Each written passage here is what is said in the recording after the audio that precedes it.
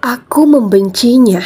Itulah yang selalu kubisikkan dalam hatiku hampir sepanjang kebersamaan kami. Meskipun menikahinya, aku tak pernah benar-benar menyerahkan hatiku padanya. Menikah karena paksaan orang tua membuatku membenci suamiku sendiri. Walaupun menikah terpaksa, aku tak pernah menunjukkan sikap benciku. Meskipun membencinya, setiap hari aku melayaninya sebagaimana tugas istri. Aku terpaksa melakukan semuanya karena aku tak punya pegangan lain. Beberapa kali muncul keinginan meninggalkannya, tapi aku tak punya kemampuan finansial dan dukungan siapapun. Kedua orang tuaku sangat menyayangi suamiku, karena menurut mereka, suamiku adalah sosok suami sempurna untuk putri satu-satunya mereka. Ketika menikah, aku menjadi istri yang teramat manja.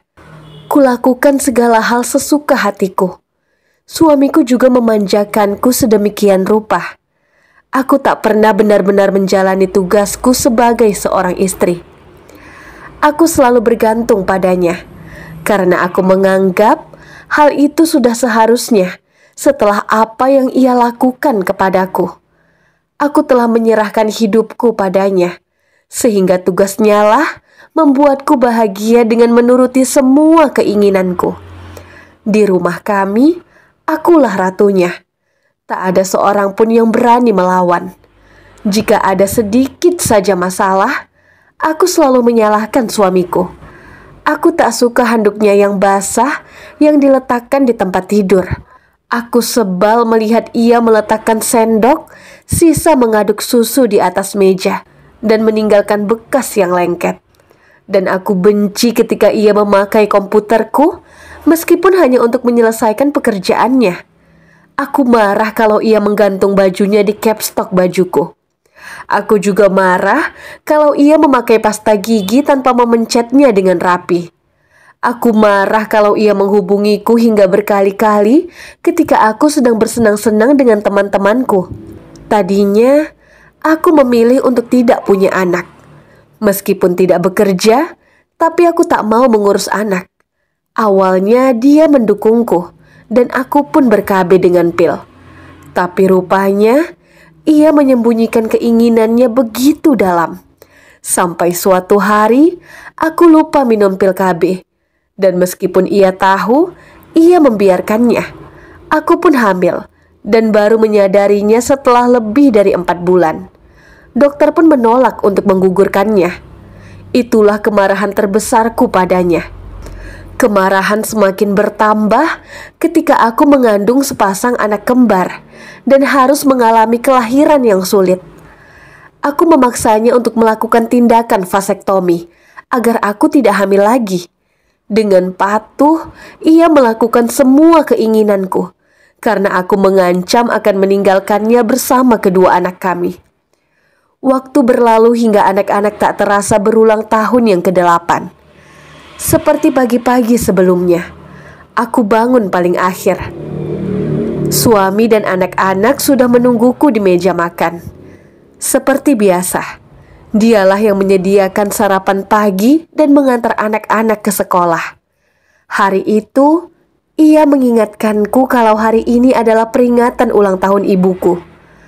Aku hanya menjawab dengan anggukan tanpa memperdulikan kata-katanya yang mengingatkan peristiwa tahun sebelumnya.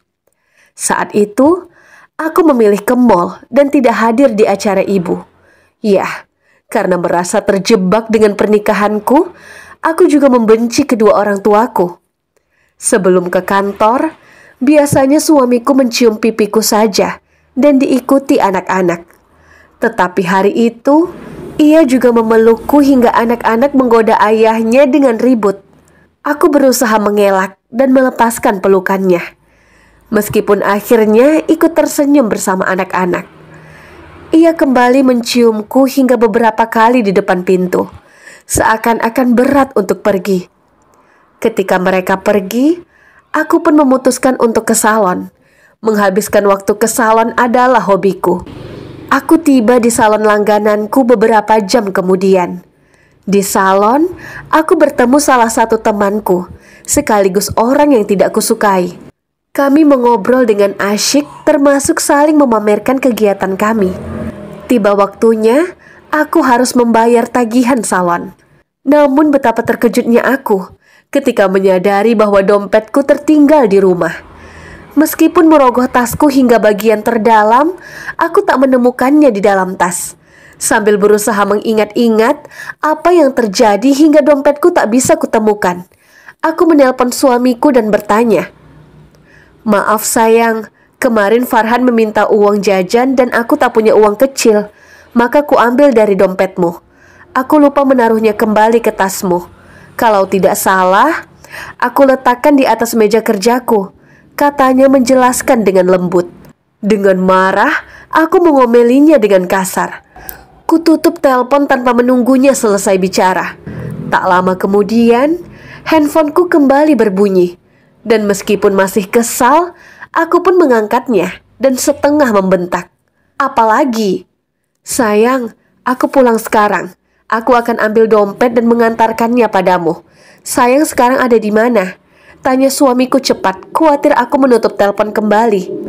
Aku menyebut nama salonku dan tanpa menunggu jawabannya lagi, aku kembali menutup telepon. Aku berbicara dengan kasir dan mengatakan bahwa suamiku akan datang membayarkan tagihanku. Si empunya salon yang sahabatku sebenarnya sudah membolehkanku pergi dan mengatakan aku bisa membayarnya nanti kalau aku kembali lagi. Tapi rasa malu karena musuhku juga mendengarkanku ketinggalan dompet membuatku gengsi untuk berhutang dulu. Hujan turun ketika aku melihat keluar dan berharap mobil suamiku segera sampai. Menit berlalu menjadi jam. Aku semakin tak sabar sehingga mulai menghubungi handphone suamiku. Tak ada jawaban meskipun sudah berkali-kali ku telepon. Padahal biasanya hanya 2 kali berdering teleponku sudah diangkatnya. Aku mulai merasa tidak enak dan marah. Teleponku diangkat setelah beberapa kali mencoba. Ketika suara bentakanku belum lagi keluar, terdengar suara asing menjawab telepon suamiku. Aku terdiam beberapa saat sebelum suara lelaki asing itu memperkenalkan diri. "Selamat siang ibu, apakah ibu istri dari Bapak Armadi?" Ku jawab pertanyaan itu segera. Lelaki asing itu ternyata seorang polisi. Ia memberitahu bahwa suamiku mengalami kecelakaan dan saat ini ia sedang dibawa ke rumah sakit kepolisian. Saat itu aku hanya terdiam dan hanya menjawab terima kasih. Ketika telepon ditutup, aku berjongkok dengan bingung. Tanganku menggenggam erat handphone yang kupegang. Dan beberapa pegawai salon mendekatiku dengan sigap bertanya, ada apa hingga wajahku menjadi pucat seputih kertas? Entah bagaimana akhirnya aku sampai di rumah sakit. Entah bagaimana juga, tahu-tahu seluruh keluarga hadir di sana menyusulku. Aku hanya diam 1000 bahasa menunggu suamiku di depan ruang gawat darurat. Aku tak tahu harus melakukan apa, karena selama ini dialah yang melakukan segalanya untukku. Ketika akhirnya setelah menunggu beberapa jam, tepat ketika kumandang azan maghrib terdengar, seorang dokter keluar dan menyampaikan berita itu. Suamiku telah tiada. Ia pergi bukan karena kecelakaan itu sendiri. Serangan stroke-lah yang menyebabkan kematiannya. Selesai mendengar kenyataan itu, aku malah sibuk menguatkan kedua orang tuaku dan orang tuanya yang syok. Sama sekali tak ada air mata setetes pun keluar di kedua mataku. Aku sibuk menenangkan ayah, ibu, dan mertuaku. Anak-anak yang terpukul memelukku dengan erat. Tetapi kesedihan mereka sama sekali tak mampu membuatku menangis. Ketika jenazah dibawa ke rumah dan aku duduk di hadapannya, aku termangu menatap wajah itu. Ku dekati wajahnya dan kupandangi dengan seksama. Saat itulah dadaku menjadi sesak, teringat apa yang telah dia berikan padaku selama 10 tahun kebersamaan kami. Ku sentuh perlahan wajahnya yang telah dingin, dan ku sadari inilah kali pertama aku menyentuh wajahnya yang dulu selalu dihiasi senyum hangat. Air mata merebak di mataku, mengaburkan pandanganku. Aku terkesiap berusaha mengusap agar air mata tak menghalangi tatapan terakhirku padanya. Aku ingin mengingat semua bagian wajahnya agar kenangan manis tentang suamiku tak berakhir begitu saja. Tapi bukannya berhenti, air mataku semakin deras membanjiri kedua pipiku. Peringatan dari imam masjid yang mengatur prosesi pemakaman tidak mampu membuatku berhenti menangis. Aku berusaha menahannya, tapi dadaku sesak ketika melihat apa yang telah kuperbuat padanya terakhir kali kami berbicara. Aku teringat betapa aku tak pernah memperhatikan kesehatannya. Aku hampir tak pernah mengatur makannya, padahal ia selalu mengatur apa yang kumakan.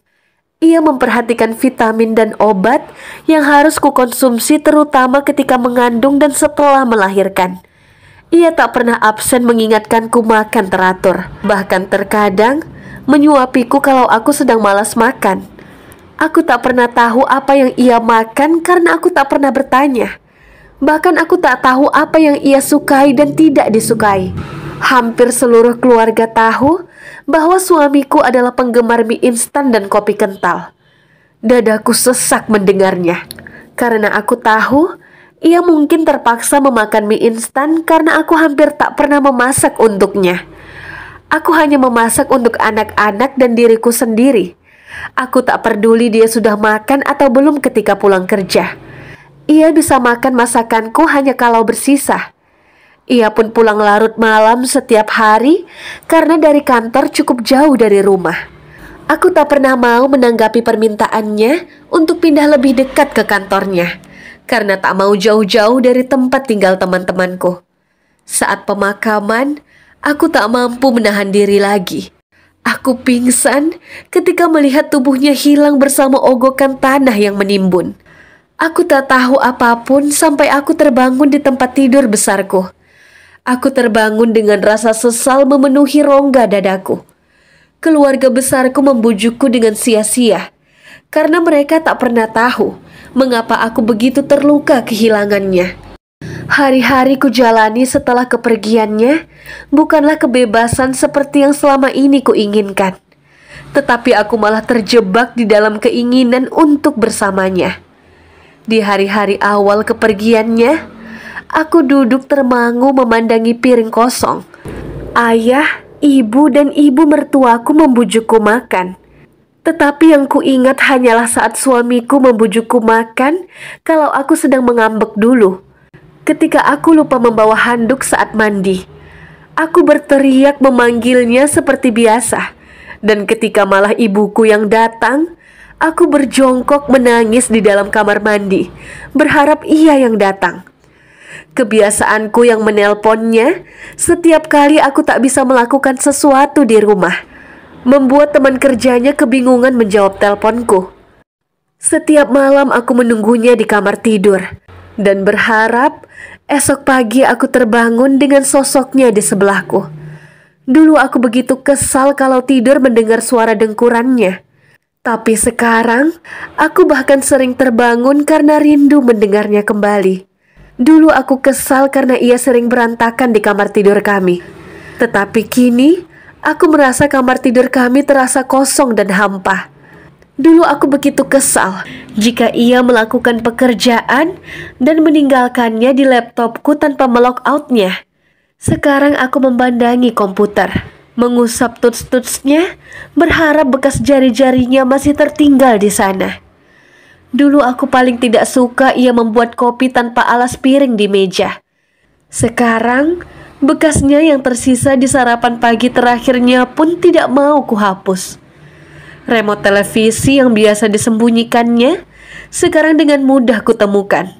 Semua kebodohan itu kulakukan karena aku baru menyadari bahwa dia mencintaiku dan aku sudah terkena panah cintanya. Aku juga marah pada diriku sendiri. Aku marah karena semua kelihatan normal meskipun ia sudah tidak ada. Aku marah karena baju-bajunya masih di sana, meninggalkan baunya yang membuatku merasa rindu. Aku marah karena tak bisa menghentikan semua penyesalanku.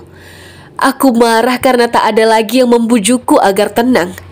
Tak ada lagi yang mengingatkanku sholat, meskipun kini kulakukan dengan ikhlas. Aku sholat karena aku ingin meminta maaf. Meminta maaf kepada Allah karena menyia-nyiakan suami yang dianugerahi kepadaku. Meminta ampun karena telah menjadi istri yang tidak baik pada suami yang begitu sempurna. Sholatlah yang mampu menghapus dukaku sedikit demi sedikit. Cinta Allah padaku ditunjukkannya dengan begitu banyak perhatian dari keluarga untukku dan anak-anak. Teman-temanku yang selama ini ku bela-bela hampir tak pernah menunjukkan batang hidung mereka setelah kepergian suamiku. 40 hari setelah kematiannya, keluarga mengingatkanku untuk bangkit dari keterpurukan. Karena ada 2 anak yang menungguku dan harus kuhidupi. Kembali rasa bingung merasukiku. Selama ini aku tahu beres dan tak pernah bekerja. Semua dilakukan suamiku. Berapa besar pendapatannya selama ini aku tak pernah peduli.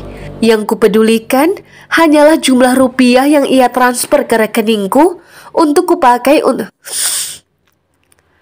Yang kuperdulikan hanyalah jumlah rupiah yang ia transfer ke rekeningku untuk kupakai keperluan pribadi, dan setiap bulan uang itu hampir tak pernah bersisa. Dari kantor tempatnya bekerja, aku memperoleh gaji terakhir beserta kompensasi bonusnya. Ketika melihatnya, aku terdiam tak menyangka. Ternyata seluruh gajinya ditransfer ke rekeningku selama ini. Padahal aku tak pernah sedikit pun menggunakannya untuk keperluan rumah tangga. Entah dari mana ia memperoleh uang lain untuk memenuhi kebutuhan rumah tangga. Karena aku tak pernah bertanya sekalipun soal itu. Yang aku tahu, sekarang aku harus bekerja atau anak-anakku tak akan bisa hidup. Karena jumlah gaji terakhir dan kompensasi bonusnya takkan cukup untuk menghidupi kami bertiga. Tapi bekerja di mana? Aku hampir tak pernah punya pengalaman sama sekali. Semuanya selalu diatur oleh dia. Kebingunganku terjawab beberapa waktu kemudian. Ayahku datang bersama seorang notaris. Ia membawa banyak sekali dokumen. Lalu notaris memberikan sebuah surat pernyataan suamiku bahwa ia mewariskan seluruh kekayaannya padaku dan anak-anak. Ia menyertai ibunya dalam surat tersebut. Tapi yang membuatku tak mampu berkata apapun adalah isi suratnya untukku. Istriku Liliana tersayang, maaf karena harus meninggalkanmu terlebih dahulu. Maaf karena harus membuatmu bertanggung jawab mengurus segalanya sendiri. Maaf karena aku tak bisa memberimu cinta dan kasih sayang lagi. Allah memberiku waktu yang terlalu singkat. Karena mencintaimu dan anak-anak adalah hal terbaik yang pernah kulakukan untukmu. Seandainya aku bisa, aku ingin mendampingi sayang selamanya. Tetapi aku tak mau kalian kehilangan kasih sayangku begitu saja. Selama ini, aku telah menabung sedikit demi sedikit untuk kehidupan kalian nanti. Aku tak ingin sayang susah setelah aku pergi. Tak banyak yang bisa kuberikan. Tetapi aku berharap sayang bisa memanfaatkannya untuk membesarkan dan mendidik anak-anak. Lakukan yang terbaik untuk mereka ya sayang. Jangan menangis sayangku yang manja. Lakukan banyak hal untuk membuat hidupmu yang terbuang percuma selama ini. Aku memberikan kebebasan kepadamu untuk mewujudkan mimpi-mimpi yang tak sempat kau lakukan selama ini. Maafkan kalau aku menyusahkanmu, dan semoga Allah memberimu jodoh yang lebih baik dariku. Teruntuk Farah, putri tercintaku, maafkan karena ayah tak bisa mendampingimu. Jadilah istri yang baik seperti ibu. Dan Farhan, kesatria pelindungku. Jagalah ibu dan Farah. Jangan jadi anak yang bandel lagi. Dan selalu ingat dimanapun kalian berada, ayah akan di sana melihatnya. Aku terisak membaca surat itu. Ada gambar kartun dengan kacamata yang diberi lidah menjulur khas suamiku kalau ia mengirimkan not. Notaris memberitahu bahwa selama ini suamiku memiliki beberapa asuransi dan tabungan deposito dari hasil warisan ayah kandungnya. Suamiku membuat beberapa usaha dari hasil deposito tabungan tersebut, dan usaha tersebut cukup berhasil. Meskipun dimanajeri oleh orang-orang kepercayaannya, aku hanya bisa menangis terharu, mengetahui betapa besar cintanya pada kami. Sehingga ketika ajal menjemputnya, ia tetap membanjiri kami dengan cinta. Aku tak pernah berpikir untuk menikah lagi. Banyaknya lelaki yang hadir tak mampu menghapus sosoknya yang masih begitu hidup di dalam hatiku. Hari demi hari hanya kuabdikan untuk anak-anakku. Ketika orang tuaku dan mertuaku pergi satu persatu meninggalkanku selama-lamanya, tak satu pun meninggalkan kesedihan sedalam kesedihanku saat suamiku pergi. Kini, kedua putra-putriku berusia 23 tahun. 2 hari lagi, putriku akan menikah dengan seorang pemuda dari tanah seberang. Putri kami bertanya, "Ibu, aku harus bagaimana nanti setelah menjadi istri? Soalnya Farah kan gak bisa masak, gak bisa nyuci, gimana ya Bu?" Aku merangkulnya sambil berkata, "Cinta sayang, cintailah suamimu. Cintailah pilihan hatimu. Cintailah apa yang ia miliki. Dan kau akan mendapatkan segalanya. Karena cinta, kau akan belajar menyenangkan hatinya. Akan belajar menerima kekurangannya. Dan akan belajar bahwa sebesar apapun persoalan, kalian akan menyelesaikannya atas nama cinta." Putriku menatapku. "Seperti cinta ibu untuk ayah, cinta itukah yang membuat ibu tetap setia pada ayah sampai sekarang?" Aku menggeleng. "Bukan sayangku, cintailah suamimu seperti ayah mencintai ibu dulu, seperti ayah mencintai kalian berdua. Ibu setia pada ayah karena cinta ayah yang begitu besar pada ibu dan kalian berdua. Aku mungkin tak beruntung karena tak sempat menunjukkan cintaku pada suamiku. Aku menghabiskan 10 tahun untuk membencinya, tetapi menghabiskan hampir sepanjang sisa hidupku untuk mencintainya. Aku bebas darinya karena kematian, tapi aku tak pernah bisa bebas dari cintanya yang begitu tulus. Semoga kisah ini menjadi hikmah bagi kehidupan ini, untuk selalu berkasih sayang, saling menyayangi dan mencintai."